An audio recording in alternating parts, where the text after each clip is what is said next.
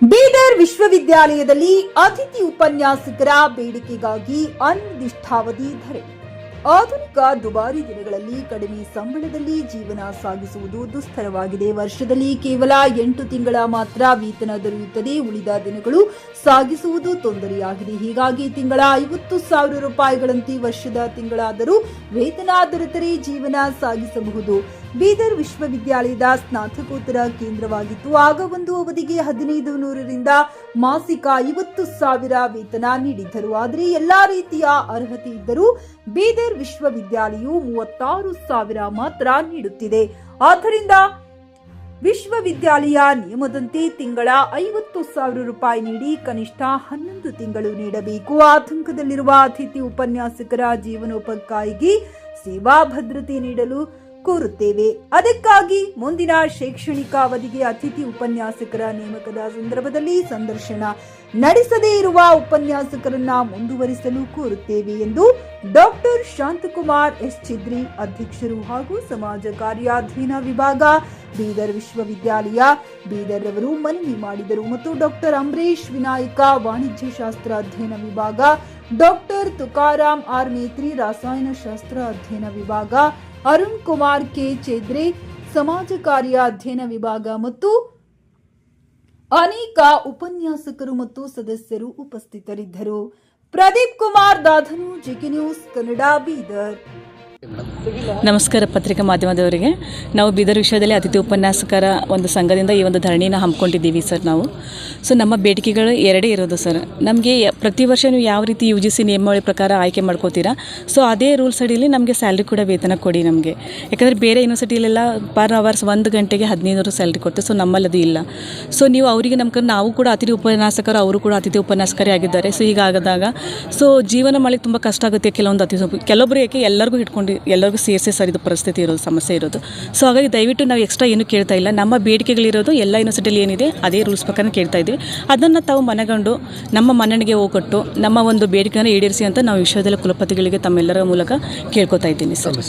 Doctor Shashikala, ಮಹಿಳಾ ಅಧ್ಯಯನ ವಿಭಾಗ, ಉಪನ್ಯಾಸಕ, ಬೀದರ್ ವಿಶ್ವವಿದ್ಯಾಲಯದಲ್ಲಿ ಸೇವೆ ಸಲ್ಲಿಸ್ತಾ ಇದ್ದೀನಿ. ಈಗಾಗಲೇ ನಮ್ಮ ಅಧ್ಯಕ್ಷರು ಹೇಳಿದಾಗೆ ನಮ್ಮ ಮಾತೃ ವಿಶ್ವವಿದ್ಯಾಲಯ ಆದಂಥ ಗುಲ್ಬರ್ಗಾ ವಿಶ್ವವಿದ್ಯಾಲಯದ ಅಡಿಯಲ್ಲೇ ಬೀದರ್ ವಿಶ್ವವಿದ್ಯಾಲಯ ಸ್ಥಾಪನೆ ಆಗಿರೋದು. ಪ್ರತಿಯೊಂದು ವಿಷಯಕ್ಕೂ ಕುಲಪತಿಗಳು ಮತ್ತು ನಮ್ಮ ವಿಶ್ವವಿದ್ಯಾಲಯದ ಅಧಿಕಾರಿಗಳು ಪ್ರತಿಯೊಂದು ವಿಷಯಕ್ಕೂ ಗುಲ್ಬರ್ಗಾ ವಿಶ್ವವಿದ್ಯಾಲಯದ ಪಠ್ಯಕ್ರಮವನ್ನೇ ಬಳಸ್ತೀವಿ. ಗುಲ್ಬರ್ಗಾ ವಿಶ್ವವಿದ್ಯಾಲಯದ ಯಾವ ರೀತಿ ನಡ್ಕೊಂಡು ಬಂದಿದೆ ಅದನ್ನೇ ಪಾಲಿಸ್ತಾ ಇದ್ದೀವಿ. ಆದರೆ ಅತಿಥಿ ಉಪನ್ಯಾಸಕರ ವೇತನ ಅಂತ ಬಂದಾಗ ಮಾತ್ರ ಅದನ್ನು ಅಪ್ಲೈ ಆಗಲ್ಲ ಅಂತ ಹೇಳ್ತಾರೆ. ಇದು ನಮ್ಮ ಮೇಲೆ, ಎಲ್ಲರ ಮೇಲೆ ಆಗ್ತಾ ಇರೋದು ಅನ್ಯಾಯ. ಇದನ್ನು ನಾವು ಇವತ್ತು ಧರಣಿ ಮುಖಾಂತರ ಅವ್ರಿಗೆ ಆಲ್ರೆಡಿ ಮನವಿ ಸಲ್ಲಿಸಲಾಗಿದೆ. ಈ ಧರಣಿ ಮುಖಾಂತರ ಇದನ್ನು ಅವ್ರಿಗೆ ಇನ್ನೊಂದು ಸರಿ ತಿಳಿಸ್ತಾ ಇದ್ದೀವಿ. ಇದಲ್ದಿರಾನು ಅತಿಥಿ ಉಪನ್ಯಾಸಕರಿಗೆ ಇಲ್ಲಿ ಸೇವೆ ಸಲ್ಲಿಸ್ತಾ ಇರೋರಿಗೆ ಕೇವಲ 7 ತಿಂಗಳು ಮಾತ್ರ ಸಂಬಳ ಬರ್ತಾ ಇದೆ. 7 ತಿಂಗಳ ಸಂಬಳದಲ್ಲಿ ಇನ್ನು ಅದೇ ಅತಿಥಿ ಉಪನ್ಯಾಸಕರು ಪದವಿ ಮಹಾವಿದ್ಯಾಲಯಗಳಲ್ಲಿ 10 ತಿಂಗಳ ಸಂಬಳನ ತಗೋತಾರೆ. ನಮ್ಮ 2 ಬೇಡಿಕೆಗಳನ್ನು ಸಲ್ಲಿಸಿ ಇಲ್ಲಿವರೆಗೂ ಸುಮಾರು 10ರಿಂದ 12 ದಿವಸ ಆಯಿತು. ಯಾವುದೇ ರೀತಿಯಂಥ ಸ್ಪಂದನೆ ಅವರಿಂದ ಬಂದಿಲ್ಲ. ಇನ್ನು ಮುಂದೆ ಕೂಡ ಅವರು ಸ್ಪಂದಿಸದೇ ಹೋದಾಗ ಈ ಧರಣಿ ಹೀಗೆ ಮುಂದುವರಿಯುತ್ತೆ. ಇದರಿಂದ ವಿದ್ಯಾರ್ಥಿಗಳಿಗೂ ತುಂಬ ನಷ್ಟ ಆಗುತ್ತೆ. ಹಾಗಾಗಿ ಆದಷ್ಟು ಬೇಗ ನಮ್ಮನ್ನು ಸ್ಪಂದಿಸಿದ್ರೆ ನಮ್ಮ ಕರ್ತವ್ಯಕ್ಕೆ ನಾವು ಹಾಜರಾಗ್ತೀವಿ ಅಂತ ನಾನು ತಿಳಿಸೋಕ್ಕೆ ಇಷ್ಟಪಡ್ತೀನಿ. ಇವತ್ತು ಮಹಾವಿದ್ಯಾಲಯಗಳಲ್ಲಿ ಅತಿಥಿ ಉಪನ್ಯಾಸಕರು ಕೂಡ ಇದ್ದಿದ್ದಾರೆ.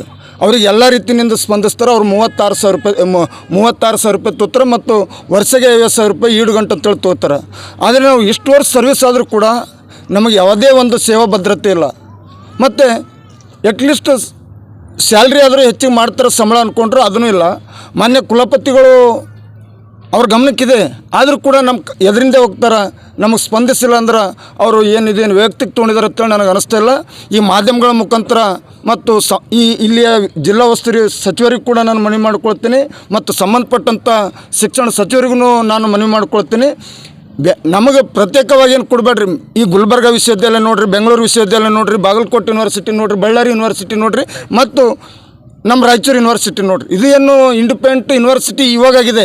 ಇದು ಇಲ್ಲಿ ಏನು ಮೊದಲು ಗುಲ್ಬರ್ಗಾದಲ್ಲಿ ಅಧೀನದಲ್ಲಿರುವಕ್ಕಂಥ ಬಳ್ಳಾರಿಯಲ್ಲಿ ಕೂಡ ಹೆಚ್ಚಿಗಾಗಿದೆ, ರಾಯಚೂರಿನಲ್ಲಿ ಕೂಡ ಹೆಚ್ಚಿಗಿದೆ ಮತ್ತು ಈ ಗುಲ್ಬರ್ಗಾದಲ್ಲಿ ಅದೇ.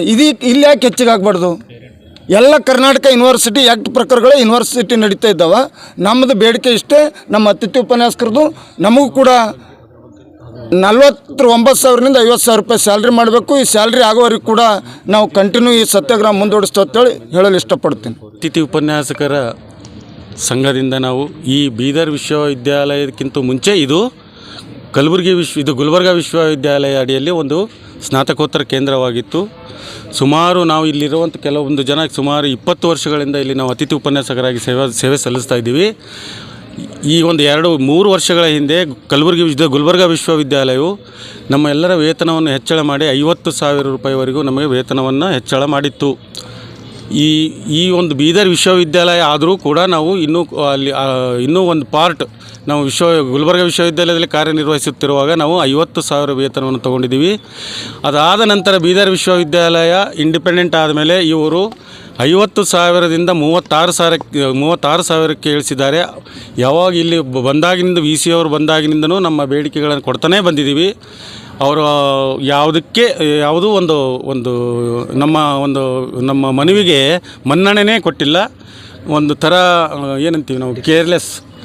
ನಮ್ಮ ಅತಿಥಿ ಉಪನ್ಯಾಸಕರಂದರೆ ಒಂದು ಕೀಳು ಮಟ್ಟದವರು ಇವ್ರ ಮಾತು ಯಾಕೆ ಕೇಳಬೇಕು ಅನ್ನೋ ಒಂದು ಮನೋಸ್ಥಿತಿಯಲ್ಲಿ ಅವರಿದ್ದಾರೆ.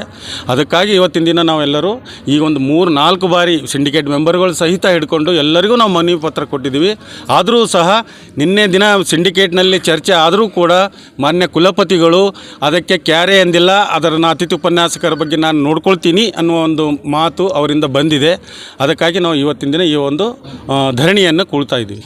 PUC ಮುಗಿಸಿ ನರ್ಸಿಂಗ್ ಮಾಡಲು ಹಾಗೂ ಫಿಸಿಯೋಥೆರಪಿ ಮಾಡಲು ಇಚ್ಛಿಸುವವರಿಗೆ ಉತ್ತಮ ಅವಕಾಶ. ಹುಮ್ನಾಬಾದ್ನ HKDETಯ Umadevi Patil college of nursing ನಲ್ಲಿ BSc ನರ್ಸಿಂಗ್ ಹಾಗೂ ಡಿಪ್ಲೊಮಾ ನರ್ಸಿಂಗ್ ಕೋರ್ಸ್ ಲಭ್ಯ. ಹಾಗೂ ಭೀಮರಾವ್ ಪಾಟೀಲ್ ಕಾಲೇಜ್ ಆಫ್ ಫಿಸಿಯೋಥೆರಪಿನಲ್ಲಿ BPT ಮತ್ತು MPT ಸ್ನಾತಕೋತ್ತರ ಪದವಿ ಲಭ್ಯವಿದೆ. ಇಲ್ಲಿ ಪ್ರವೇಶ ಪ್ರಾರಂಭವಾಗಿದ್ದು ಉತ್ತಮವಾದ ಕ್ಲಾಸ್ ರೂಮ್, ಅನುಭವವುಳ್ಳ ಅಧ್ಯಾಪಕರಿಂದ ಬೋಧನೆ, ಪ್ರತ್ಯೇಕ ಲ್ಯಾಬ್ಗಳ ವ್ಯವಸ್ಥೆ, ಹೈಟೆಕ್ ಆಸ್ಪತ್ರೆಯೂ ಲಭ್ಯವಿದೆ. ಹಾಗೂ ವಿದ್ಯಾರ್ಥಿಗಳಿಗೆ ಪ್ರತ್ಯೇಕ ಹಾಸ್ಟೆಲ್ ವ್ಯವಸ್ಥೆಯೂ ಲಭ್ಯವಿದೆ. ಹಾಗಿದ್ರೆ ತಡೆಯಾಕೆ, ಹಿಂದೆ ಭೇಟಿ ನೀಡಿ. NH65 ರಸ್ತೆ, ವೀರಭದ್ರಗಿರಿ, ಸಿಂದನಕೀರ ಕ್ರಾಸ್, ಹುಮ್ನಾಬಾದ್. ಹೆಚ್ಚಿನ ಮಾಹಿತಿಗಾಗಿ ಸಂಪರ್ಕಿಸಿ ಆಡಳಿತಾಧಿಕಾರಿ ಡಾಕ್ಟರ್ ಸದಾನಂದ ಪತ್ರಿ 9019078988. ಗ್ರಾಹಕರ ಸ್ಯಾಟಿಸ್ಫ್ಯಾಕ್ಷನ್ ನಲ್ಲಿ ನಂಬರ್ 1 ತೃಪ್ತಿಕರದಾಯಕವಾದ ಹುಮ್ನಾಬಾದ್ನ SV TVS ಶೋರೂಮ್ ನಿಮಗಾಗಿ ತರುತ್ತಿದೆ ಹೊಸ ಮಾಡೆಲ್ಗಳ ಹೊಸ ಬೈಕ್ಗಳು. ಇಲ್ಲಿ TVS ನ ಸ್ಪೇರ್ ಪಾರ್ಟ್ಸ್ ಹಾಗೂ ಸರ್ವಿಸ್ ಕೂಡ ಲಭ್ಯ. ಹಾಗಿದ್ರೆ ತಡೆಯಾಕೆ, ಹಿಂದೆ ಭೇಟಿ ನೀಡಿ. ನಾಗಲಕ್ಷ್ಮಿ ದಾಬಾ ಹತ್ತಿರ, ಗುಲ್ಬರ್ಗಾ ರೋಡ್, ಹುಮ್ನಾಬಾದ್. ಹೆಚ್ಚಿನ ಮಾಹಿತಿಗಾಗಿ ಸಂಪರ್ಕಿಸಿ 8494951009.